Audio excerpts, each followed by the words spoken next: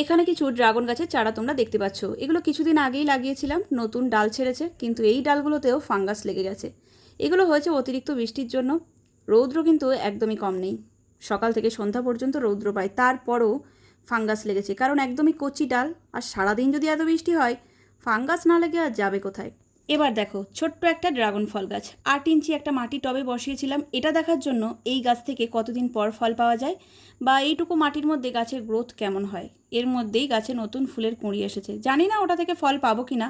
যদি ফল পাই অবশ্যই তোমাদেরকে শেয়ার করব। আর এই ড্রাগন গাছটা দেখো, এই গাছটা থেকে এই 2 বছর হচ্ছে ফল পাচ্ছি। এই ছাদে আরও একটা এরকম গাছ আছে, যে গাছে পাকা ফল আছে, ফলগুলো এবার পেরে নেওয়ার সময় হয়েছে। এটা একটা 12 ইঞ্চি টব, এটাতেও দুটো ড্রাগন গাছ বসানো হয়েছে। এবার এই ছাদে আমি 10 থেকে 12 ইঞ্চির ছোট ছোট মাটির টবে কিছু ড্রাগন গাছ বসাতে চাই।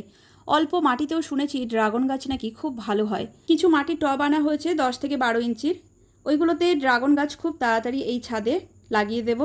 এটা দেখার জন্য অল্প মাটিতে ড্রাগন গাছের গ্রোথ কেমন হয় আর সেই গাছে ফলও বা কেমন পাওয়া যায়। আর আমার ছাদটা এই উপর থেকে দেখতে কেমন লাগছে অবশ্যই কিন্তু কমেন্ট করে জানিও। ছাদ ভর্তি ড্রাগন গাছ আর তার সাথে প্রচুর পরিমাণে পাকা পাকা ড্রাগন ফল, কেমন লাগছে জানিও কিন্তু। আর এখন যে ছাদে দাঁড়িয়ে আমি ভিডিওটা করছি, এটা হচ্ছে আমার ভাসুরের ছাদ, মানে রকিদের ছাদ। এবার এই ছাদেও বেশি বেশি করে ড্রাগন ফল গাছ লাগানো হবে।